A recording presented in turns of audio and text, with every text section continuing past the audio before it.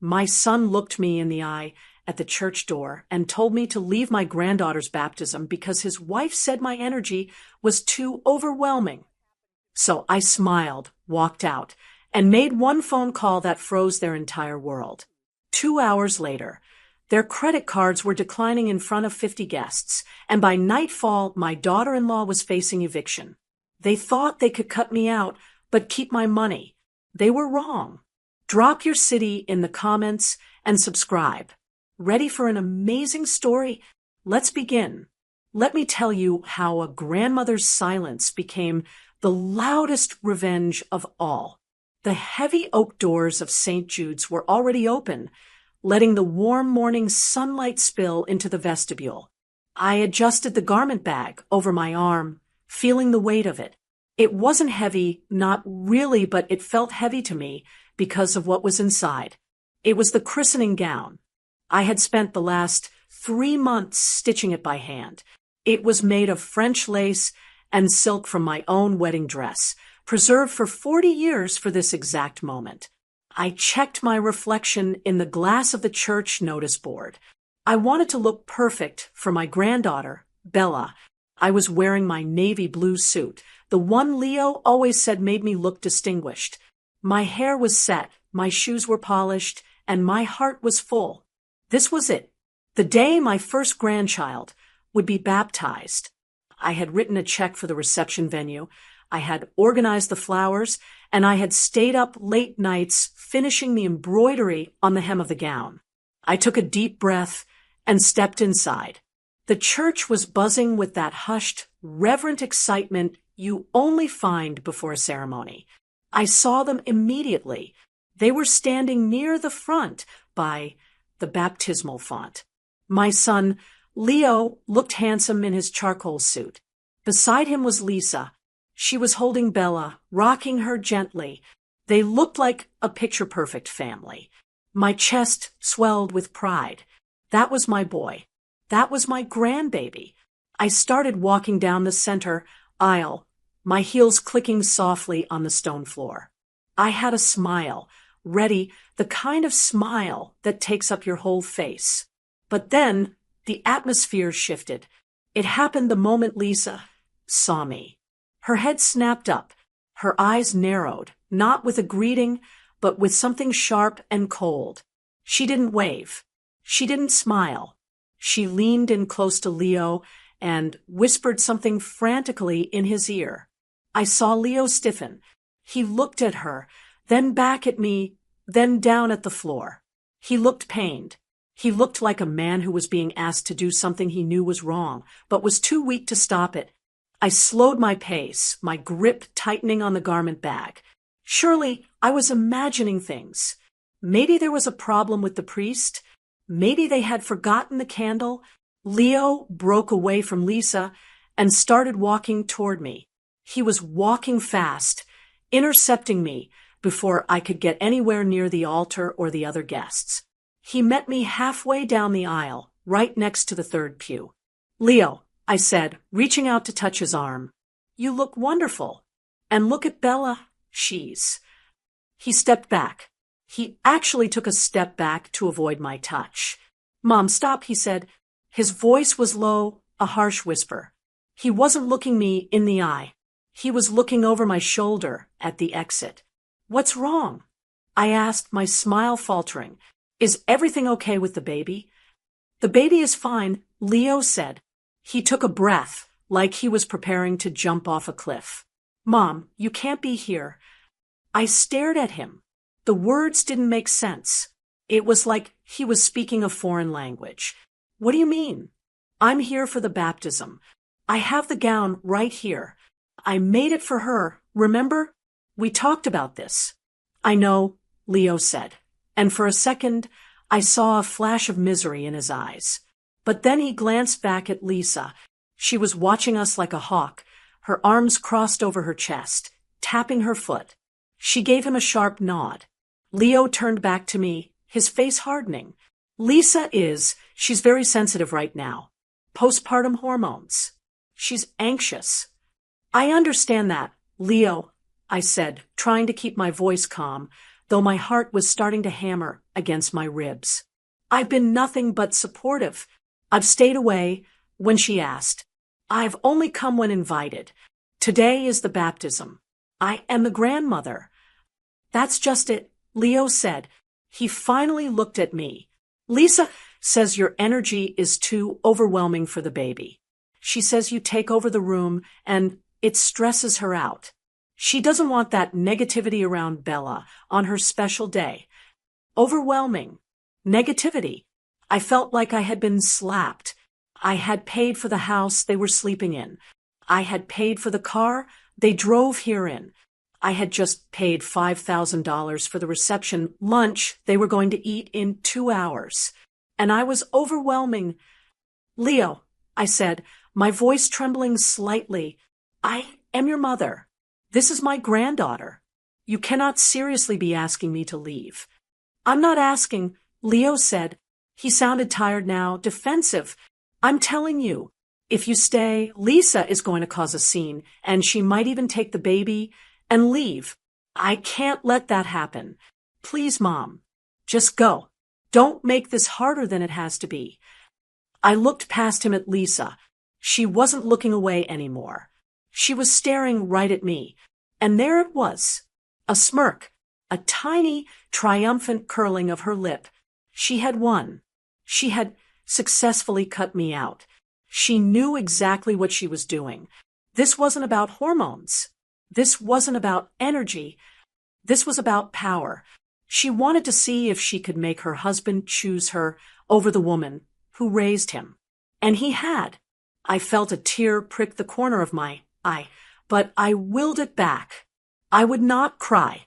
I would not give her the satisfaction of seeing me break down in the middle of the church. If they wanted me gone, I would go, but I would go with my dignity intact. I stood up straighter. I smoothed the front of my jacket. I looked at my son, really looked at him. I saw the weakness in his jaw, the fear in his eyes. I realized then that I had raised a boy, but I hadn't raised a man. A man would have defended his mother. I see, I said. My voice was ice cold. It didn't sound like my voice. If that is how you feel, Leo, then I won't stay where I'm not wanted. I held out the garment bag. What's this? He asked, looking confused. It's the gown, I said. It's French lace. It's an heirloom. I spent 3 months making it. Just because I am not welcome doesn't mean Bella should suffer. Make sure she wears it. It's expensive. Leo took the bag. He looked shameful holding it. Mom, Don't. I cut him off. Don't say another word. You've said enough. I didn't wait for him to respond. I turned on my heel. I didn't look back at the altar. I didn't look back at the guests who were starting to whisper. I walked straight out the way I came, my head held high. My steps were steady. Click, click, click against the stone. I pushed open the heavy oak doors and stepped out into the bright sunshine. It felt blinding now. The contrast between the warmth of the sun and the coldness inside, my chest was jarring. I walked to my car, a sensible sedan parked in the shade of an elm tree. I unlocked the door and slid into the driver's seat. I closed the door, shutting out the world. The silence in the car was deafening. For a moment, I just sat there. I gripped the steering wheel so hard my knuckles turned white. I waited for the tears to come. I waited for the sobbing, the grief, the heartbreak, but they didn't come. Instead, I felt a burning sensation in my chest. It wasn't sorrow. It was clarity. I looked at the dashboard clock. 10:45 a.m. The service was starting. They were in there, celebrating. They were probably relieved I was gone. Lisa was probably telling everyone I was ill or confused. They were going to go to the reception lunch that I paid for. They were going to go back to the home that I paid the down payment for. They were going to live their lives on my dime while treating me like a stranger. I breathed in slowly through my nose and out through my mouth. Overwhelming, I whispered to myself. If they thought I was overwhelming before, They had no idea what was coming. They wanted me to be invisible. Fine. But they forgot one thing. Invisible people don't write checks. I reached into my purse. I didn't reach for a tissue. I reached for my phone. I wasn't going home to cry into a pillow. I had a phone call to make. And it wasn't to Leo. I started the engine.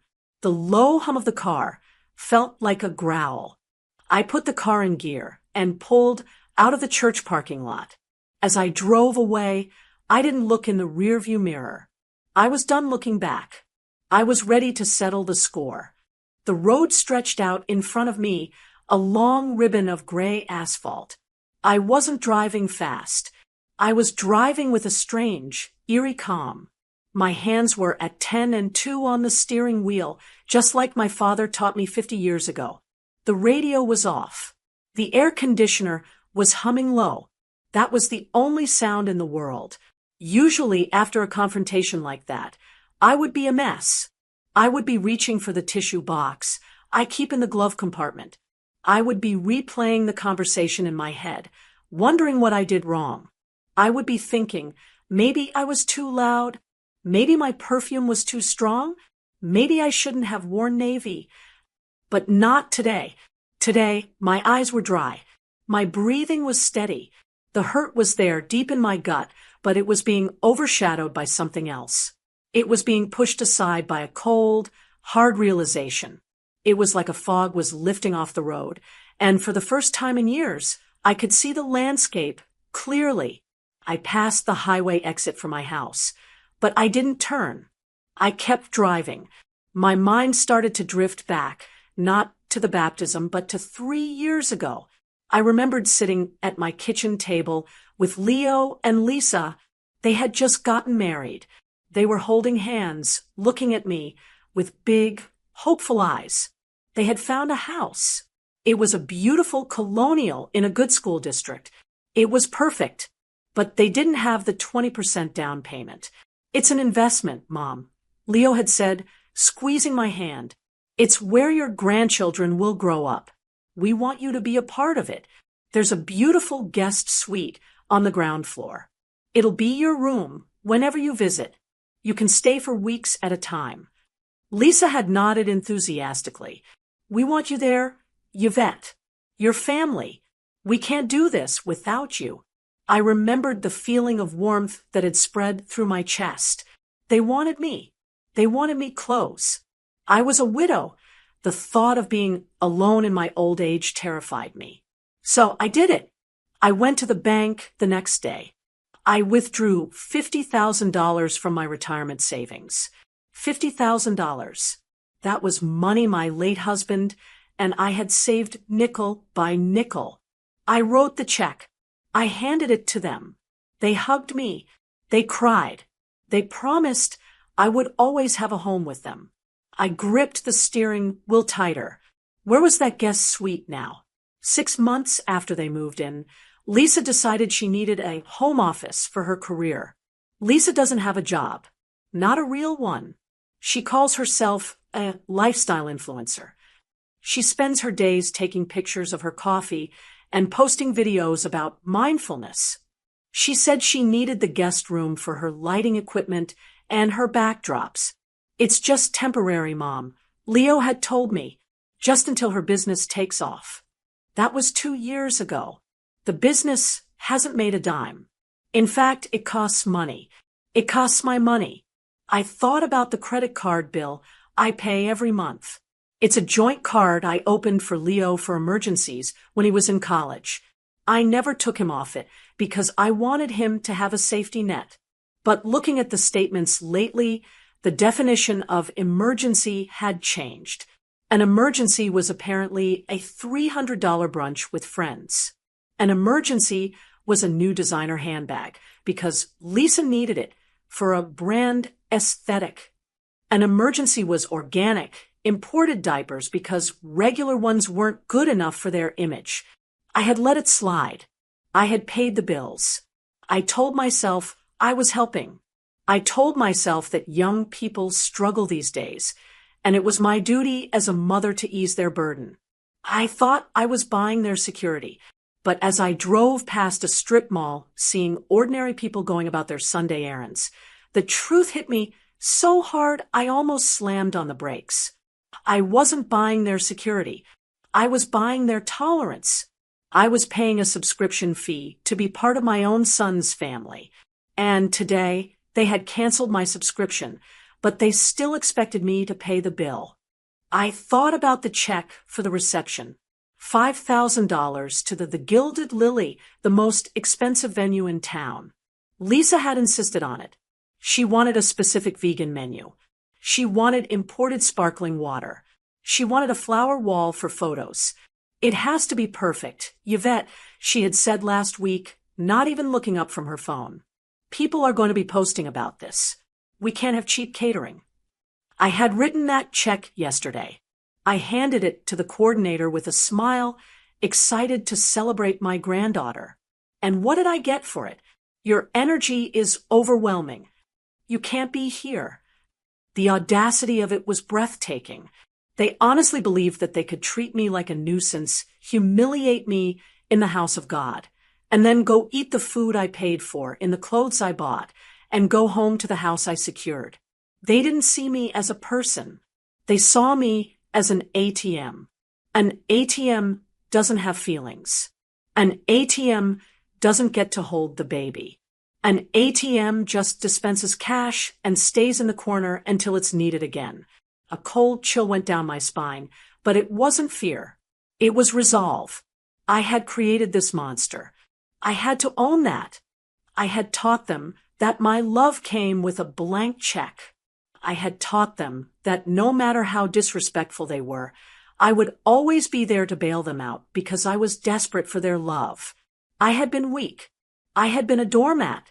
But the woman who walked out of that church 10 minutes ago was not the same woman who walked in. That woman died the moment her son turned his back on her. I glanced at the passenger seat, where my purse sat. Inside was my phone. Inside was my checkbook. They thought they held all the cards. They thought they could dictate the terms of our relationship because they had the baby. They thought I would go home, cry for a few days, and then come crawling back with gifts and apologies, begging to see my granddaughter. They were wrong. I wasn't sad anymore. I was calculating. I started doing the math in my head. The mortgage was in Leo's name, but the down payment was a gift with a signed letter, or so they thought. I remembered the paperwork differently.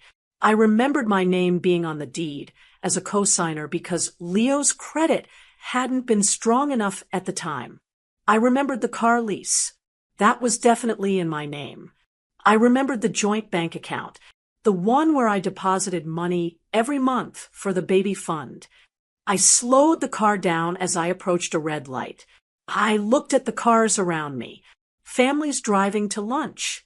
Grandmothers sitting in back seats holding toddlers. It looked so normal. It was what I wanted more than anything, but I wasn't going to buy it anymore.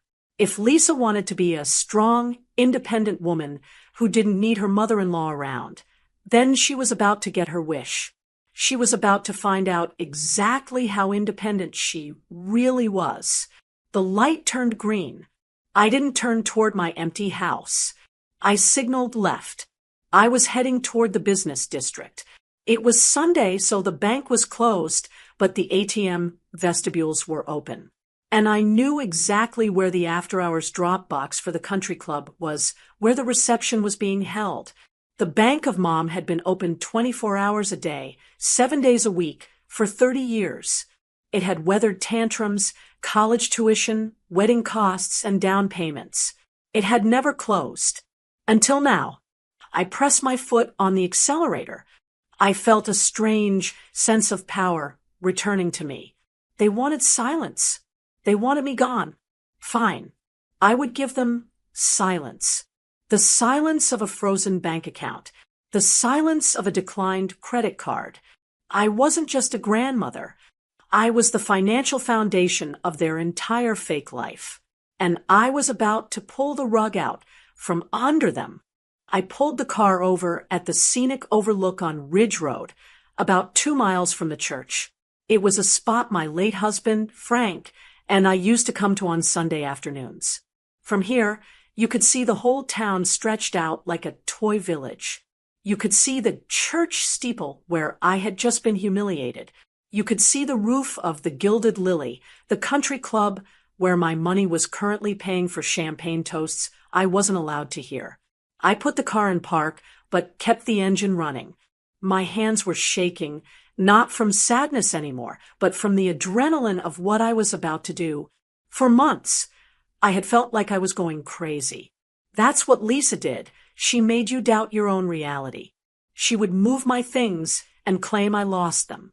She would make snide comments and then say she was joking. She would ask for money for bills, but then come home with new jewelry she claimed was thrifted. I had tried to ignore the little voice in the back of my head. The voice that said, something is wrong. She is lying to you. But mothers have intuition for a reason. And grandmothers, we see everything. 3 months ago, I stopped ignoring that voice. I did something I never thought I'd do. I hired a professional. I reached into my purse and pulled out my phone. My contacts list was open. I scrolled past Leo, past home, and stopped on a name listed simply as RM, Raymond Miller. He was a retired police detective who now worked as a private investigator. He wasn't cheap, but he was discreet. I had met him in a diner 3 towns over and paid him a retainer in cash. I told him to look into my daughter-in-law's finances. I told him I suspected she was in trouble, maybe gambling, maybe debt. I wanted to help her. At least, that's what I told myself back then. Deep down, I think I knew I was looking for ammunition. I pressed the call button. It rang twice. Mrs. Carrier, Raymond's voice was gravelly and calm. I didn't expect to hear from you on a Sunday. Isn't it the big day? It was, I said, my voice steady. I need to know, Raymond, is the file ready? There was a pause on the line. I heard the rustle of papers. It's ready. I was going to mail it to you tomorrow, but honestly, Yvette, you might want to hear the highlights now. My stomach tightened. Tell me. It's not gambling, Raymond said. It's credit cards. 3 of them, all in her maiden name, sent to a P.O. box in Westville. The balances are maxed out, about $40,000 in total. 40,000. My head spun. Leo didn't know about this. He couldn't. He panicked if we owed $50 on the electric bill. And Raymond continued, his voice dropping an octave. I confirmed the yoga retreat she went on last month. I closed my eyes. She wasn't at yoga, was she? No, ma'am. She was at a hotel in the city. And she wasn't alone. I have photos of her having lunch and breakfast with a man named Kenneth. Records show they went to high school together. Kenneth, the name hung in the air like a bad smell. I remembered her mentioning a Kenneth years ago, an old friend who sold insurance. Is it romantic? I asked, needing to be sure. The photos are pretty clear, Mrs. Carrier, Raymond said gently, holding hands across the table. Him paying for everything with cash. She handed him under the table. It looks like she's funding him. Yvette, it looks like she's using your son's money, your money, to keep this guy afloat. I felt bile rise in my throat. It wasn't just disrespect. It was theft. It was betrayal of the highest order. While I was stitching a christening gown, she was funneling family money to a boyfriend. While Leo was working overtime, she was laughing in a hotel with another man. And today, she had the nerve to kick me out of the church because I was overwhelming. She didn't want me there because she couldn't look me in the eye. Guilt makes people cruel. Send me everything, I told Raymond. Email me the digital copies right now. I want the photos, the bank statements, the dates, everything. Consider it done, Raymond said. I'm sorry, Yvette. Don't be, I said, looking out at the town below. You just saved me a fortune. I hung up. The phone felt hot in my hand. I had the truth now. The weapon was loaded, but I wasn't done. Knowledge was power, but action was control. I dialed the next number. This one I knew by heart. It was the private line for Arthur Henderson, my banker for over 30 years. He was semi-retired now, but he still handled my portfolio personally. He would be at home, probably watching the football game, but he always told me to call if it was urgent. This was urgent. Yvette. Arthur answered on the third ring. Everything all right? I thought you'd be at the reception. I'm not at the reception. Arthur, I said, and I need you to do something for me. Right now. Ideally, it would wait until Monday morning, but it can't wait. I cut him off. I need you to access the joint checking account, the one with Leo and myself on it. Okay, he said, the shift in my tone making him serious. I'm opening the laptop now. What do you need? Freeze it, I said. Freeze it, Arthur repeated. Yvette, that's the account Leo uses for the mortgage and household expenses. If I freeze it, his debit cards won't work. His automatic payments will bounce. I know, I said. Freeze it completely. Mark it for suspicious activity if you have to. No money goes in, no money comes out. I heard the clicking of keys on his end. All right, it's done. The account is locked. Is there anything else? Yes, I said. Check number 402. It was written yesterday to the Gilded Lily for $5,000. I see it, Arthur said. It hasn't cleared yet. Stop payment on it. I ordered. Arthur hesitated. Yvette, the Gilded Lily? That's a catering venue. If I stop payment on a Sunday and they try to run it, they're trying to run it right now, I said, glancing at the dashboard clock. It was 11:15 a.m. The reception started at 11:30. The manager would be running the final payment before serving the appetizers. That was standard policy. If I stop this check, Arthur warned, it's going to be very embarrassing for whoever is there. The card machine will show, refer to drawer, or payment stopped. It sends a red flag. Good, I said. That's exactly what I want. Yvette, Arthur asked softly. Did something happen? They decided I wasn't family, Arthur, I said, my voice cracking just for a split second before I clamped it down. They decided I was just a checkbook. Well, the checkbook is closed. I understand, Arthur said. Stop payment is confirmed. The funds are secure in your primary savings. Anything else? No. Thank you, Arthur. I ended the call. I sat there for a moment, listening to the engine hum. I looked down at the town again. Somewhere down there, in that fancy country club, a waiter was probably walking up to Leo right now. A manager was probably holding that check, looking confused. Lisa was probably smiling, thinking she had successfully erased me from the picture. She thought she had won the war. She didn't realize she had just lost her supply lines. She wanted to play games with energy. She wanted to talk about who belongs and who doesn't. I put the car in drive. I wasn't going to the reception, and I wasn't going back to their house. I was going to my own home, to a quiet house that I owned free and clear, to drink a cup of tea and wait for the inevitable explosion. I whispered into the empty car, a promise to myself and to the son who had betrayed me. If I'm not family, then my money isn't family money. I pulled back onto the road. The rearview mirror was empty, but the road ahead was clear. I was taking my life back, and it was going to cost them everything. I wasn't there to see the fallout in person. I was sitting at my kitchen table, nursing a cup of Earl Grey tea and enjoying the silence of my own home. But in a small town like ours, you don't need to be present to know exactly what happened. News travels faster than light, especially when it involves a public humiliation at the most expensive venue in the county.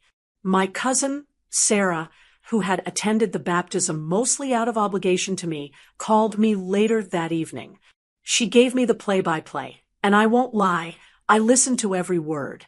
According to Sarah, the reception at the Gilded Lily started off beautifully. Or, at least, it started off exactly how Lisa wanted it to. Without me there to overwhelm the room, Lisa was in her element. She was holding court at the head table. The baby posed perfectly on her lap for the photographer she had hired. She was laughing, tossing her hair, and clinking champagne flutes with her friends. Leo looked relieved. That was the word Sarah used. He looked like a man who had successfully defused a bomb. He thought the hard part was over. He thought kicking his mother out of the church was the price he had to pay for a peaceful afternoon, and he was fine with that transaction. He was relaxing, loosening his tie, probably thinking that he could call me in a week, apologize, and everything would go back to normal. He thought the Bank of Mom was just temporarily closed for maintenance, not shut down permanently. The appetizers were being passed around, lobster sliders and truffle deviled eggs. The guests were mingling. Lisa was beaming, acting like the queen bee, telling anyone who would listen how intimate and special the day felt without certain negative influences. Then the mood changed. Sarah said she saw the venue manager, Mr. Sterling, walk into the room. Mr. Sterling is a professional. He's been running the Gilded Lily for 20 years.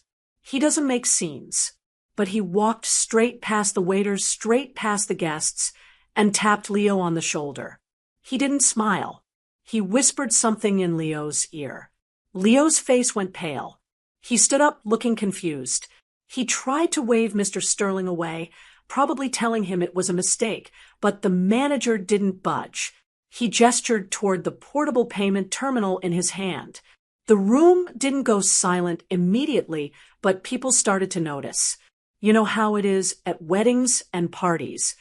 Eyes are always watching the head table. Sarah said she saw Lisa grab Leo's arm, her smile tight and fake.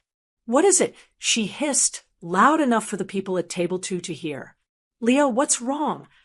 "There's a problem with the payment," Leo muttered, his voice cracking. Mr. Sterling wasn't whispering anymore. He wasn't shouting, but his voice carried that firm, authoritative tone of a man who wants his money. "Sir, the check provided for the final balance has been stopped. The bank has flagged it. We cannot serve the main course until the balance of $5,000 is settled." Stopped. The word hung in the air. Lisa looked like she had swallowed a lemon. "Stopped? What do you mean stopped? Yvette wrote that check." "And Mrs. Carrier stopped it 30 minutes ago," Mr. Sterling said calmly. "We need a valid form of payment immediately, or I have to ask my staff to clear the tables." Panic started to set in. Leo fumbled for his wallet. He pulled out his debit card, the one linked to our joint account, the one he used for groceries, gas, and apparently his wife's lifestyle. He swiped it through the machine Mr. Sterling was holding. We all know what happened next. Beep. Declined. Leo frowned. He wiped the chip on his jacket and inserted it again. Beep. Declined. Try it again. Lisa snapped, her voice rising an octave. "It's a bank error. Just run it again."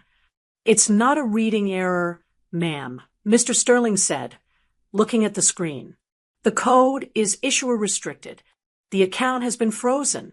Leo froze. He looked up, and for the first time, the reality of what he had done hit him. He looked at the machine, then at the door, as if expecting me to walk in and fix it. He realized then that I hadn't just gone home to cry. I had gone home to cut the cord. "Do you have another card?" Mr. Sterling asked, his patience thinning. Leo didn't.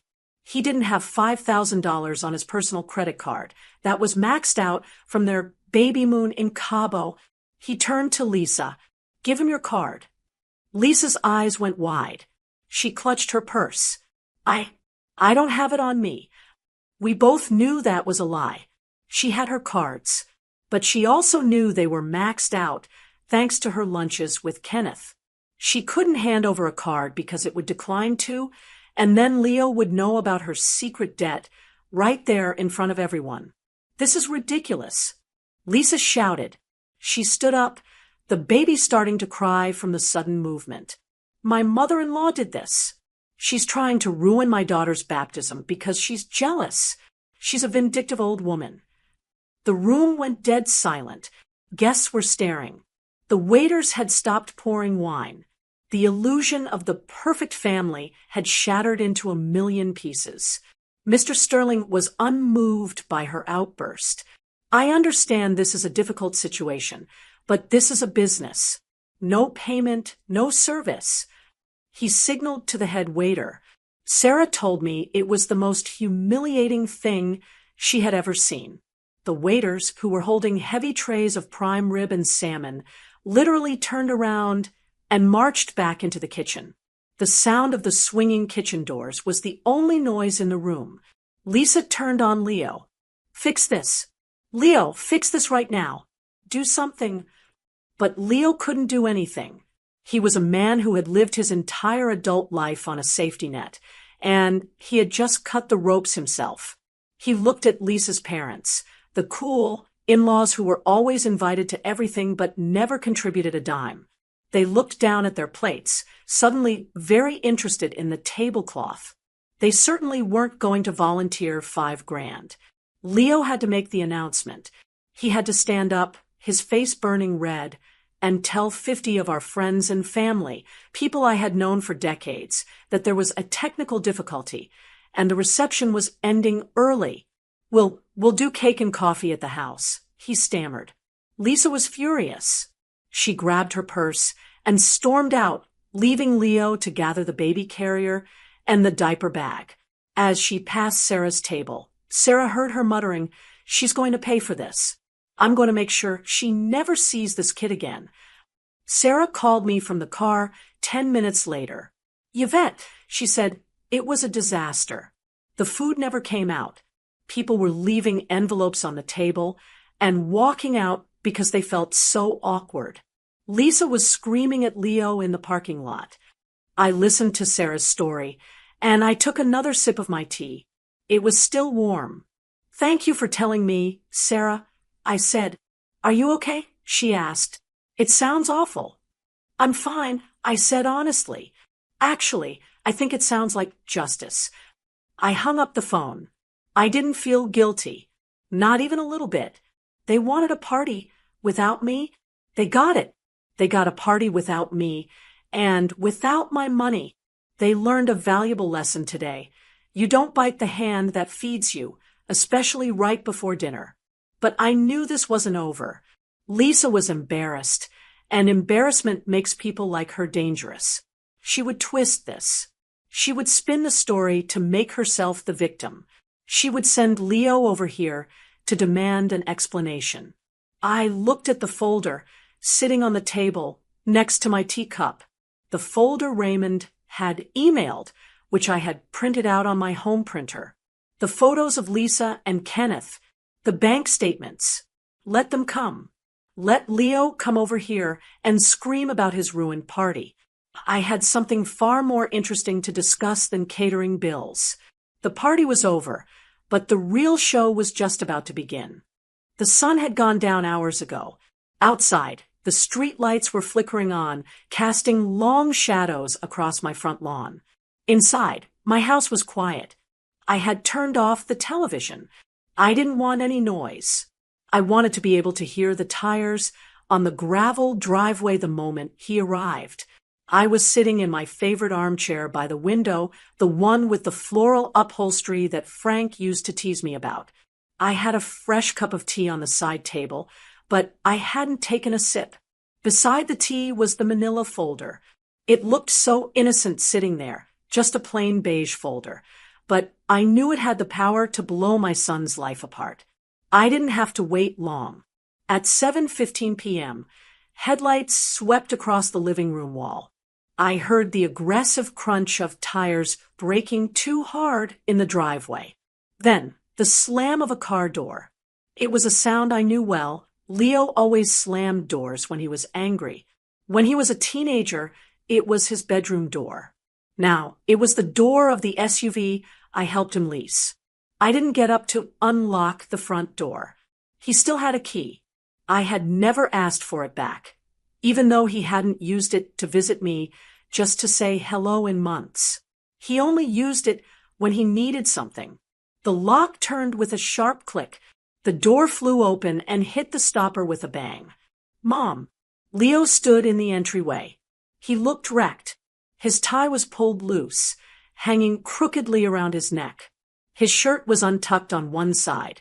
His face was flushed a deep, blotchy red, and his hair was a mess, like he had been running his hands through it for hours. He didn't look like the proud father I saw at the church this morning. He looked like a desperate, angry child. He marched into the living room, bringing the smell of stale stress and anger with him. "I know you're in here," he shouted, spotting me in the chair. How could you do that to us?" I looked at him calmly. I didn't flinch. I kept my hands folded in my lap. "Hello, Leo. You're late. I thought you'd be here sooner. Don't play games with me," he yelled, pointing a finger at me. "You know exactly what you did. You humiliated us." Mr. Sterling came out in the middle of the reception, in front of everyone, Mom, and told us the check was stopped. Stopped. Do you have any idea how embarrassing that was? "I imagine it was very embarrassing," I said, my voice steady and even, "about as embarrassing as being kicked out of your own granddaughter's baptism by your own son in front of the entire congregation." Leo stopped for a second, caught off guard by my directness, but his anger was too hot to cool down that fast. He waved his hand dismissively. "That is not the same thing. We asked you to leave privately. We tried to be discreet.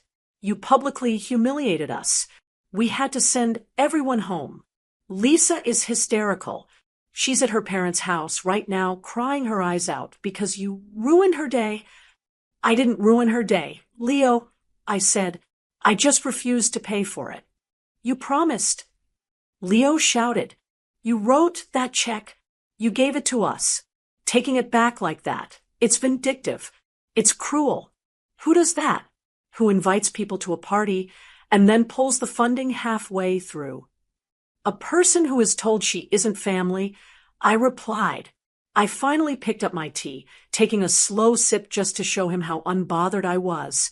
"You made it very clear at the church, Leo. You said, 'You can't be here.' You said, 'Lisa found me overwhelming.' You established a boundary. I simply respected it. If I am not part of the family celebration, then my money isn't part of the family celebration either. You can't have it both ways. You can't treat me like a stranger and then expect me to pay like a matriarch." Leo paced around the room, running his hands over his face. "This is exactly what Lisa was talking about. She said you were controlling. She said you used money to manipulate us. And she was right. You're doing this to punish us because you didn't get your way. I'm doing this because I'm done being used." I corrected him. "There is a difference." He stopped pacing and looked at me with cold, hard eyes. The kind of look that breaks a mother's heart if she hasn't already hardened it to stone. "Well, congratulations," he spat. "You saved your $5,000. I hope it keeps you warm at night, because you're never going to see Bella again. You hear me? You are done. Lisa was right about you. She said you were toxic, and I defended you. I told her, 'No, it's just how she is.' But I was wrong. You are toxic. You're a bitter, lonely old woman who can't stand to see anyone else happy." The words hung in the air. Toxic, bitter, lonely. He was trying to hurt me. He was trying to find the soft spot in my armor so he could twist the knife. He wanted me to cry. He wanted me to beg. He wanted me to say, "I'm sorry, Leo, please let me see the baby. I'll write another check." But looking at him now, I didn't feel the urge to beg. I felt a wave of pity. He was so blind. He was defending a woman who was playing him for a fool, and he was attacking the only person in the world who actually had his back. Are you finished? I asked quietly. No, I'm not finished. Leo yelled. I want you to know that this is it. I'm changing the locks on the house. I'm blocking your number. You want to be alone? Fine. You're alone. You can't change the locks on the house, Leo, I said matter-of-factly. Watch me. You can't change the locks, I repeated, because you don't own it. I do. He froze. What? I co-signed the mortgage. My name is on the deed. And since you've missed the last 3 payments, which I covered without telling you, I suspect the bank would consider me the primary owner at this point. Leo's mouth opened, but no sound came out. He blinked, trying to process this. He had forgotten. He had been so busy playing man of the house that he forgot who actually built the foundation. And as for Lisa, I continued, setting my teacup down with a deliberate clink. You say she calls me toxic? You say she thinks I'm the problem. She knows you're the problem. Leo shot back, trying to regain his momentum. She's a good mother. She's trying to build a life for us, and you're trying to destroy it. I stood up then. My knees popped slightly, but I stood tall. I walked over to the side table and picked up the manila folder. Leo, I said, my voice dropping to a whisper. I'm not the one destroying your life. I'm the one trying to salvage the wreckage. What are you talking about? He snapped, eyeing the folder. What is that? Lisa is right about a lot of things, I said, looking him dead in the eye. She's right that our relationship is broken. She's right that there are secrets in this family. But there is one thing she forgot to tell you. I took a step toward him. He didn't back away this time. He looked confused, wary. She forgot to tell you about Kenneth. The name landed like a grenade. Leo's face scrunched up. Kenneth? Who is Kenneth? What are you talking about? Kenneth, I repeated, her high school boyfriend. The one she's been having lunch with at the Plaza Hotel every Tuesday while you're at work. The one she's been paying for with cash withdrawals from your joint account. Leo stared at me. You're lying. That's insane. Lisa goes to yoga on Tuesdays. Does she? I asked. I held out the folder. Does yoga cost $300 a session? Does yoga involve checking into a hotel room for 3 hours in the afternoon? Leo looked at the folder. His hand trembled as he reached for it. He didn't want to take it. He knew deep down that the moment he touched that folder, his life was going to change forever. He wanted to scream at me again, to call me a liar, to storm out. But the seed of doubt had been planted. He remembered the missing money. He remembered her being distant. He remembered the text messages she hid when he walked into the room. Read it, I said, thrusting the folder into his chest. Read it, and then tell me who the toxic one is. Leo grabbed the folder. He ripped it open. Photos spilled out. Bank statements fluttered to the floor. The room went silent, except for the sound of my son's breathing, which was getting faster and shallower with every page he turned. The anger was draining out of him, replaced by a horror so pure it was painful to watch. I sat back down in my chair. The confrontation was over. The truth was out. Now, I just had to watch it burn. The sound of the manila envelope tearing open seemed deafening in the quiet living room. It was a dry, ripping sound, like a bandage being pulled off a wound that hasn't healed. Leo's hands were shaking so badly that a few of the glossy photographs slipped out and scattered onto the hardwood floor. He didn't bend down to pick them up immediately. He just stared at the one remaining in his hand. I watched him from my armchair. I watched the anger on his face, that hot, righteous indignation he had walked in with slowly dissolve. It didn't happen all at once. It was like watching a dam break. First came the confusion, the furrowing of his brow. Then came the shock, his eyes widening until I could see the whites all around. And finally, the horror. The absolute, gut-wrenching horror of a man realizing his entire reality was a lie. He started, his voice a hoarse whisper. He swallowed hard. This is dated last Tuesday. Yes, I said softly. October 14th. You were at the office, working late to pay for the baptism.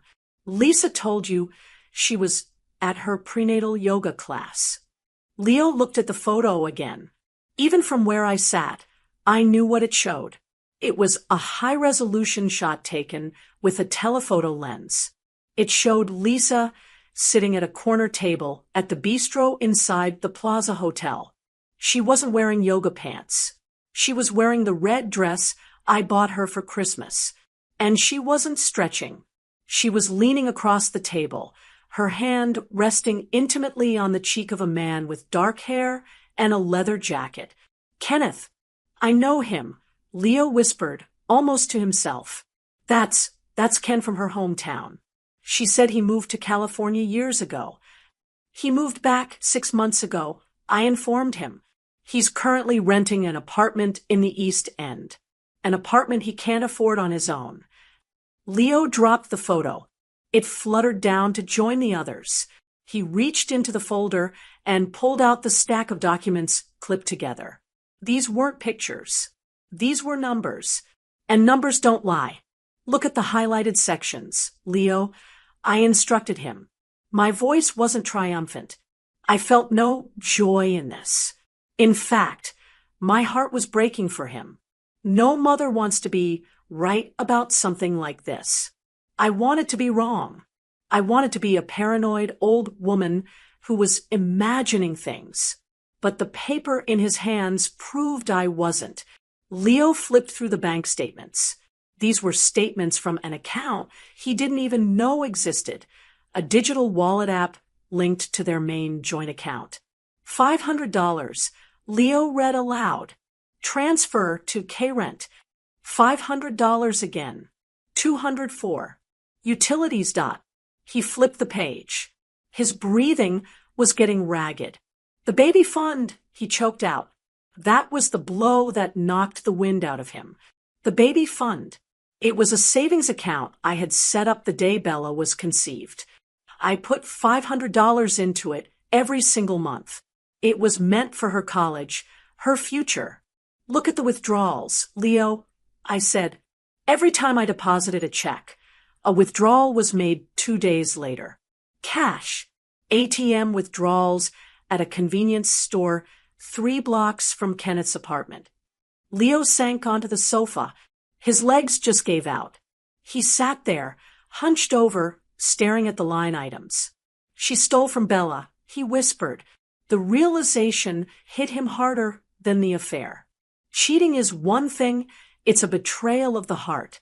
But stealing from your own child, stealing the money your mother gave you for your baby's future to pay for a deadbeat ex-boyfriend's rent, that is a betrayal of the soul.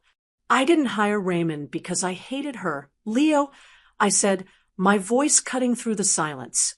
I hired him because I balanced my checkbook down to the penny. 3 months ago, I noticed the discrepancies. I asked Lisa about it. She told me I was confused.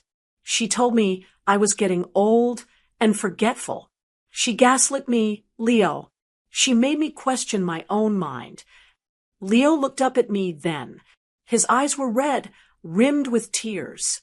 He looked so young, so vulnerable. The arrogance was gone. The man of the house, bravado had vanished. You knew, he said. You knew all of this. Why didn't you tell me? Why did you let me make a fool of myself at the church? I tried. I said, do you remember last week? I tried to sit you down. I told you we needed to talk about finances. You told me you were busy. You told me to stop micromanaging.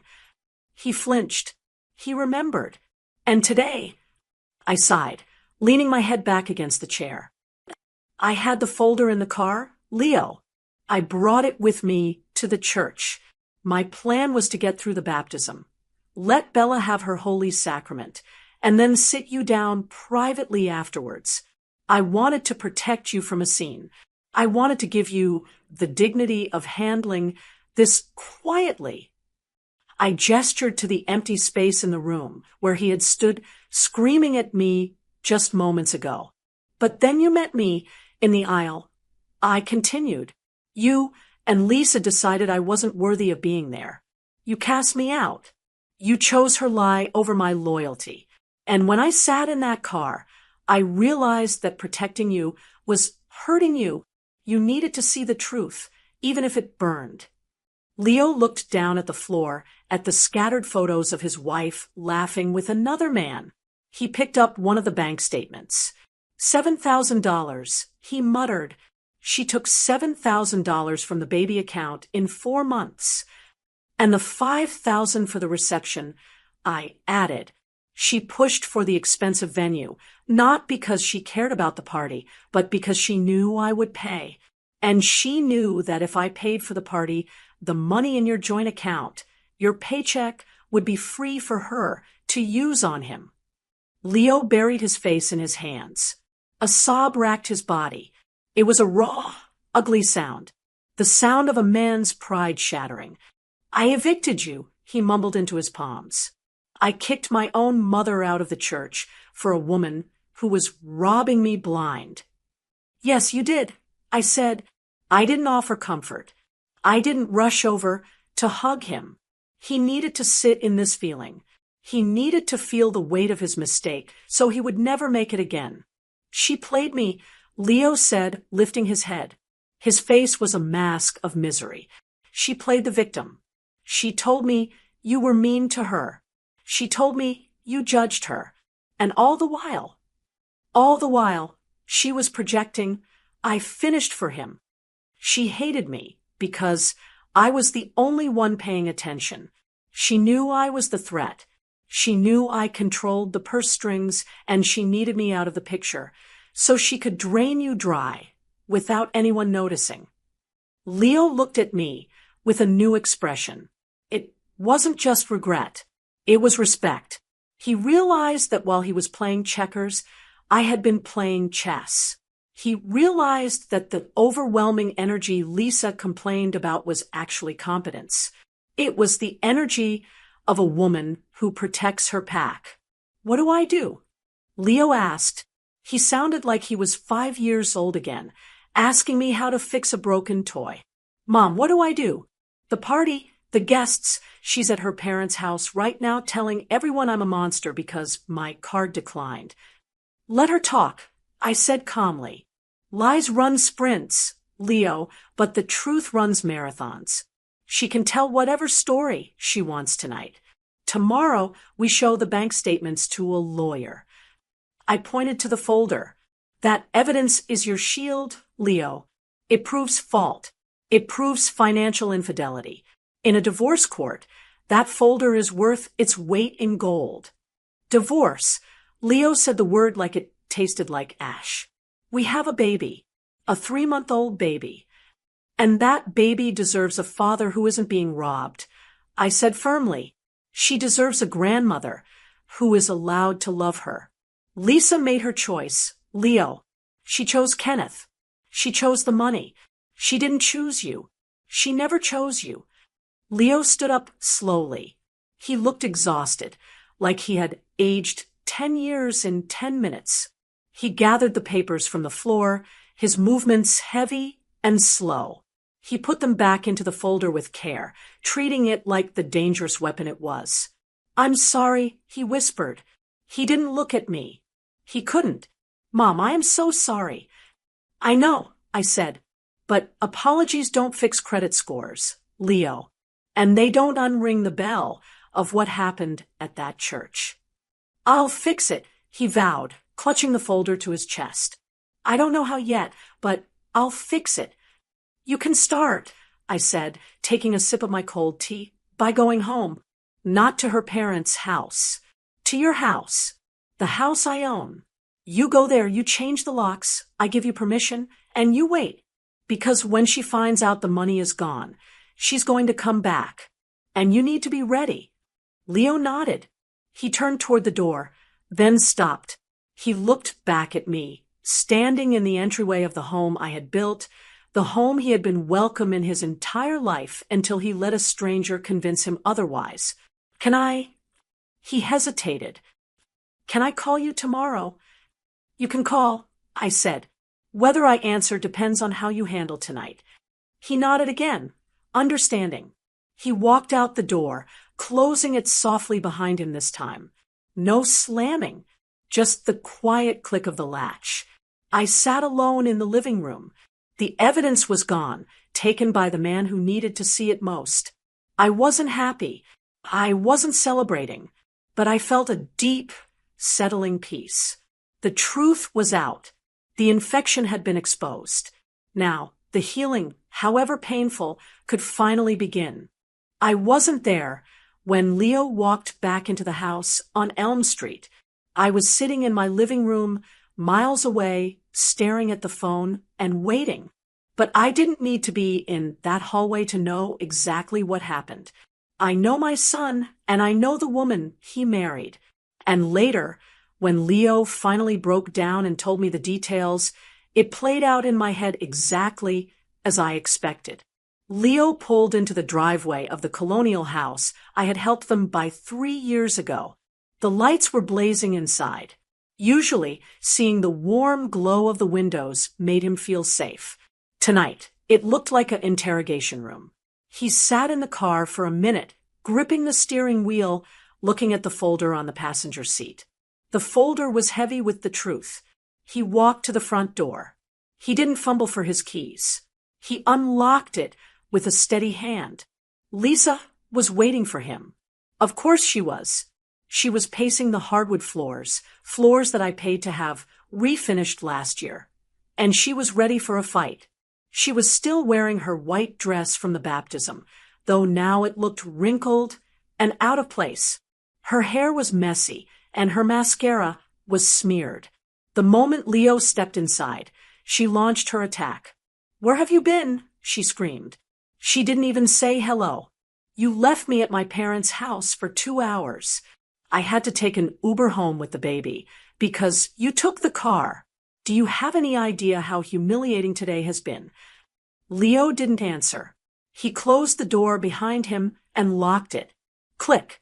"Are you listening to me?" Lisa yelled, stomping closer to him. "Your mother is insane, Leo. She ruined everything. She canceled the check out of spite. I want you to call a lawyer tomorrow. I want to sue her for emotional distress. I'm serious, Leo.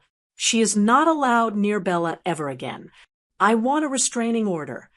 She was breathless, her face twisted in that familiar look of righteous victimhood. She truly believed she was the injured party. She truly believed that if she screamed loud enough, Leo would fold, apologize, and fix it. That's how it had worked for their entire marriage. But tonight, Leo didn't fold. He walked past her into the living room. He didn't take off his coat. He just stood by the coffee table. "Leo," Lisa screeched, following him. "Why aren't you saying anything? Did you talk to her? Did you tell her off?" Leo turned around slowly. He looked at her, really looked at her, for the first time in months. He saw the woman he thought he loved. And then he looked at the folder in his hand. "I talked to her," Leo said. His voice was terrifyingly calm. It was the calm of a man who has nothing left to lose. "And," Lisa demanded, crossing her arms, "is she going to pay the bill? Is she going to apologize?" "No," Leo said. "She isn't." He lifted the folder. He didn't hand it to her. He turned it upside down and shook it. The photographs fluttered down like autumn leaves. They hit the expensive Persian rug. Lisa looked down. She frowned, confused at first. Then she saw the top photo. It was the one of her at the Plaza Hotel. The one where Kenneth was kissing her hand. The color drained from her face so fast it looked like she might faint. Her mouth opened, but no sound came out. She looked up at Leo, her eyes wide with panic. "Leo," she stammered. What is this?" "That is you," Leo said, pointing at the floor. "And that is Kenneth." Your old friend from high school. Lisa tried to laugh, but it came out as a strangled choke. Leo, don't be ridiculous. He's just a friend. We were just catching up. This is innocent. Your mother is having me followed. She's crazy. These are out of context. Out of context, Leo repeated. He reached into his pocket and pulled out the crumpled bank statements I had given him. Is this out of context too? He threw the papers at her. They hit her chest and fell to the floor, landing right on top of the photos. $500 for his rent, Leo recited from memory. $300 for his utilities. $200 for his groceries. Cash withdrawals from the ATM on 4th Street, all taken from the baby fund. Lisa froze. The innocent friend, defense died in her throat. She couldn't explain the money. She couldn't explain why Bella's college savings were paying a stranger's electric bill. Lisa started to cry, the tears coming instantly. Leo, please. It's not what you think. He was in trouble. He needed help. I was just loaning it to him. I didn't want to tell you because I knew you'd get jealous. Jealous? Leo laughed, a cold, bitter sound. I'm not jealous, Lisa. I'm disgusted. You stole from our daughter. You stood in that church this morning, holding our baby, acting like a holy mother, knowing full well you had drained her account to support your boyfriend. He's not my boyfriend, she wailed. Stop lying. Leo roared. The sound echoed off the walls. Just stop. It's over, Lisa. The lies are over. I know everything. Mom showed me everything. Lisa's face hardened instantly. The tears stopped. The victim act vanished, replaced by the cornered animal. Of course, she spat. Mommy. It always comes back to Mommy. You went running to her, didn't you? You let that old witch poison your mind against your wife. She didn't poison me, Leo said. She woke me up. Well, I don't care. Lisa shouted. This is my marriage, Leo, and this is my house. If you want to believe her over me, then fine. But you are not going to talk to me like that in my own home. If you don't like it, you can leave. Get out. She pointed at the door, trying to regain control. She was playing her trump card. She thought that because she was the mother of his child, she held the ultimate power. She thought she could kick him out. Leo just looked at her. He looked at her, finger pointing at the door. Your house. Leo asked quietly. Yes, my house. Lisa yelled. I picked out the paint. I picked out the furniture. It's my home. And I want you out. Leo shook his head slowly. Lisa, do you even know whose name is on the deed? It's ours, she insisted. We bought it together. No, Leo corrected her. We didn't buy anything. We couldn't afford it. Remember? My credit score was too low. Your credit was non-existent. We didn't qualify for the loan. Lisa blinked. She had conveniently forgotten that part. Mom co-signed. Leo said, delivering the blow with brutal precision. Mom put up the down payment. And because we've missed 3 mortgage payments, money you apparently spent on Kenneth, the bank technically considers the primary holder responsible. He took a step closer to her. Mom is the primary holder. Lisa. Mom is on the deed. It's her house. Lisa stared at him, her mouth hanging open. The reality of her situation was crashing down on her. She had kicked Yvette out of the family, thinking Yvette was just a nuisance. She hadn't realized Yvette was the landlord. And Leo continued, his voice dropping to a dangerous whisper, since you decided this morning that Mom isn't family, and since you told her she wasn't welcome, I have a very strong feeling that she isn't going to want a stranger living in her property rent-free. She can't evict me, Lisa whispered, her voice trembling. I have a baby. She won't evict the baby, Leo said. But you're a liability. You're a financial risk. And frankly, you're a thief. Leo walked over to the closet near the stairs. He pulled out a suitcase, the big red one they used for vacations. He tossed it onto the sofa. "Pack a bag," he said. Lisa looked at the suitcase, then back at him. "What?" "I said pack a bag," Leo repeated. "You're going to your parents' house. Tonight." "I'm not leaving my daughter." Lisa screamed, lunging for him. Leo caught her wrists. He didn't hurt her, but he held her firm. "Bella stays here. She stays in her crib, in her home. You are leaving. You can come back and discuss custody when you have a lawyer and a reasonable explanation for where my daughter's money went. But tonight, you are not sleeping under my roof, and you are certainly not sleeping under my mother's roof." He let her go. Lisa stumbled back. She looked around the room, searching for an ally, searching for a way out. But the walls were silent. The evidence was on the floor. The checkbook was closed. She realized then that she had overplayed her hand. She had mistaken kindness for weakness. She thought Yvette was soft.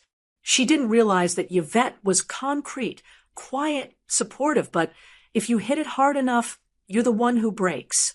Lisa grabbed the suitcase. She didn't pack clothes. She just grabbed her purse and her keys, sobbing loudly, trying one last time to make him feel guilty. "You're breaking up our family, Leo," she cried at the door. "No," Leo said, turning his back on her. "You broke it the first time you bought Kenneth lunch with Bella's money. I'm just sweeping up the pieces." He heard the door open. He heard her hesitate, waiting for him to call her back. When he didn't, she slammed the door. Leo stood alone in the silence of the house.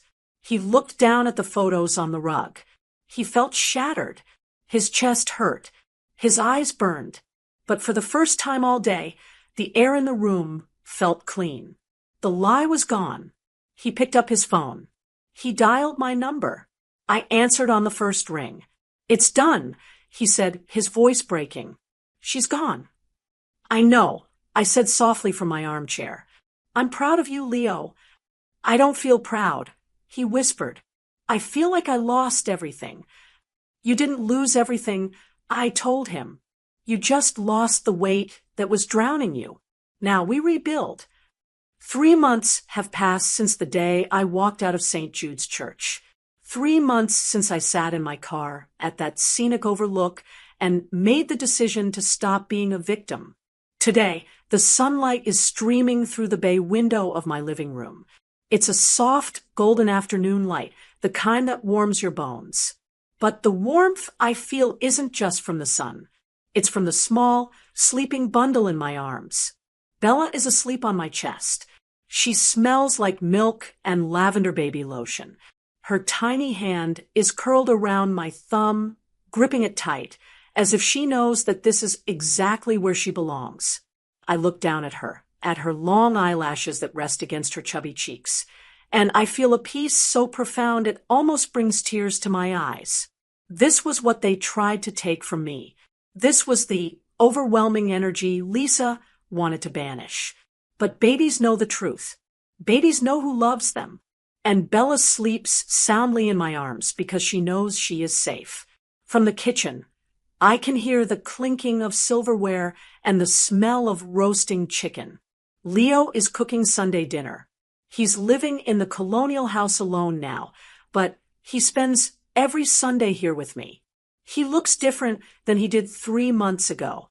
He's lost a little weight, and there are new lines around his eyes. He looks tired, yes, but he also looks real. The arrogance is gone. That polished, fake veneer he wore when he was trying to keep up with Lisa's lifestyle has been stripped away. Leo walked out of the kitchen, wiping his hands on a dish towel. "Dinner is almost ready, Mom. I made the potatoes the way you like them, with the rosemary." "Thank you, Leo," I whispered, careful not to wake the baby. He sat down on the ottoman opposite my chair, watching his daughter sleep. "She looks peaceful," he said softly. "She is," I agreed. "It hasn't been an easy 3 months. I won't lie and say that everything magically fixed itself overnight. Real life isn't a fairy tale. Real life is messy lawyers, court dates, and uncomfortable conversations. Lisa is living with her parents in the next town over. The divorce papers were filed the Monday after the baptism. It turns out, when you present a judge with clear evidence of financial theft and infidelity, the proceedings move quite quickly. Lisa tried to fight it at first. She tried to play the victim card again. She went on social media and posted crying videos, claiming I had manipulated Leo and stolen her home. But the internet is a fickle place. When the truth came out, when the details of the baby fund theft were made public in the court filings, her support evaporated. She is currently facing civil charges for the money she took. My lawyer, a shark of a woman named Mrs. Gable, is ensuring that every single penny Lisa siphoned off for Kenneth is repaid. Lisa is working now, a real job, answering phones at a dental office, and her wages are being garnished. And Kenneth, as soon as the money tap ran dry, so did his affection. He was gone before the ink was dry on the eviction notice. Leo looked up at me, pulling me out of my thoughts. I brought the check, Mom. He reached into his pocket and pulled out a folded piece of paper. He placed it on the side table. It was a check for $500. Leo, you don't have to. I do, he interrupted firmly. I sold the SUV. I'm driving the Honda now. It's cheaper on gas and insurance. I'm going to pay you back every cent, Mom. Not just for the mortgage payments I missed, but for everything. For the car, for the reception, all of it. I looked at him. I saw a man who was finally taking responsibility. He wasn't asking for a handout.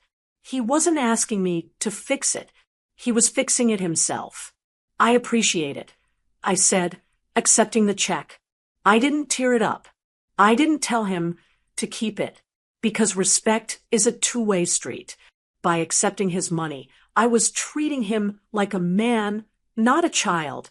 I'm sorry it took me so long to see it, Leo said, his voice thick with emotion. I was so afraid of losing her, I didn't realize I was losing myself. You were protecting what you thought was your family, I told him gently. That's a noble instinct, Leo. It was just directed at the wrong person. He nodded, looking down at his hands. I learned a lot from you that day, Mom. I used to think you were just there, like a safety net that would never break. When you stopped that check, when you walked away, it scared the hell out of me, but it also woke me up. I smiled. That was the point.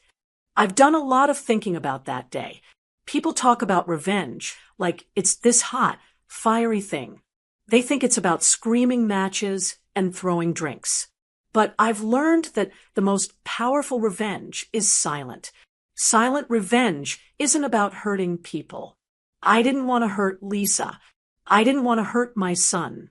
Silent revenge is simply the act of removing your protection. It's stepping back and letting people face the consequences of their own actions. I had spent years shielding them from reality with my checkbook. I shielded them from debt, from struggle, from responsibility.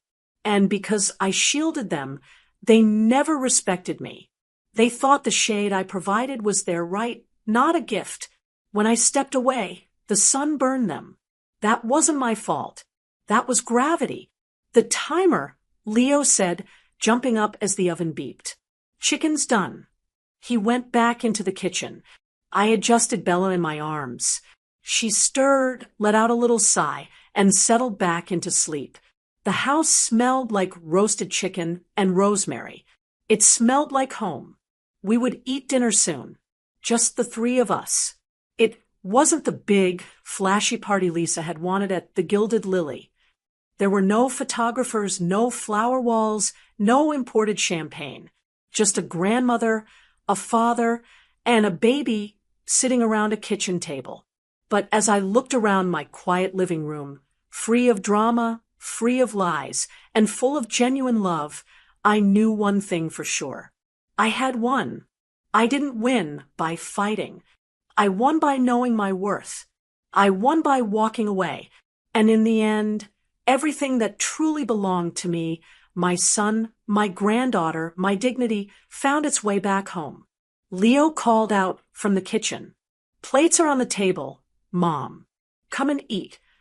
I stood up slowly, holding my granddaughter close to my heart. We're coming, I said, and for the first time in a long time, I knew we were going to be just fine. Did you like the story? And which city are you listening from? Let's meet in the comments. If you liked the story, you can support me by sending a super thanks so I can keep bringing more stories like this. Thank you so much for your sweet support. I'm looking forward to your comments on the story. On the screen, you can see 2 new life stories that I highly recommend. There's so much more on my channel. Don't forget to subscribe. See you in the next life story.